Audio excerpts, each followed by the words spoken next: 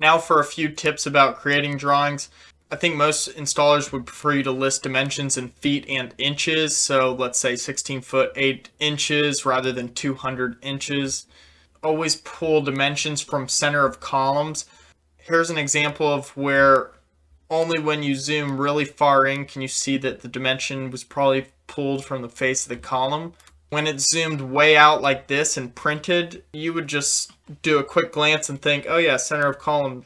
I would say probably the only time that it's not going to be confusing to pull from the face of the column is, let's say the entire install is going to be pulled from a datum, and at the beginning of the project everybody understands that that datum line is at the face of the column. But when you got a bunch of different columns that you're pulling from throughout the system and you never know whether it's the face or the center for each dimension, it just gets confusing. So just stick to the center of the columns. Now you remember you needed two placement dimensions for conveyor, the center lines and the endos. If you're going to do something like a scissor lift or a column for a mezzanine, put down these crosshairs on the floor, give it an X and Y dimension, and then pop that column right over top of it.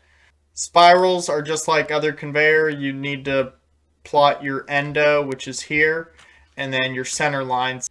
Same deal with truck loaders. Here we have three center lines for each of these truck loaders represented by this white box. And then the endo is all the same, which is 6'7". If you got a big project where half the equipment is delayed, it might be nice to create a little drawing with different ship dates so that the installer knows how to plan his installation path to work around missing equipment. Don't dimension from indefinite items. For example, the edge of a mezzanine, that's not anything we can rely upon. So always pull dimensions from building columns. Here's an example of a dimension to a building wall. The walls are never straight and they're not going to be exactly where the drawing says they are. Don't provide unnecessary dimensions. I have myself to blame for this nightmare of a drawing. Here I pulled to the location of the ceiling hangers. We only need center line. I must have created this when I was young and dumb last week. And while I'm on the topic of cluttered drawings because of unnecessary dimensions, take anything out of the drawing that your mechanical installer doesn't absolutely need, like racking, existing equipment, or like in this scenario, of course, freeze layers. Freeze anything on that drawing that we don't need to see. As you can see throughout this video, we already have way too much on one drawing for mechanical, so we don't need a bunch of extra stuff. If you are going to leave some existing equipment on the drawing, a good idea is to grayscale it out so we know everything we're messing with is only this colored portion for this retrofit. You might need to do a ledger for FO to mark numbers because Hytrol only prints FO numbers on supports. And if you have unique supports, you're not sure which mark it goes to, but every conveyor on your drawing shows your mark numbers and your FO numbers, then you wouldn't need this ledger. Label elevation views so we don't confuse different inclines. So for example, we have at least 3 different elevations here and they're labeled over here, elevation view A. Here's a good way to label them for a bunch of different inclines, 1102, 1103, 1104. Okay, here we got 1104, so we know that's the incline we need to be looking at.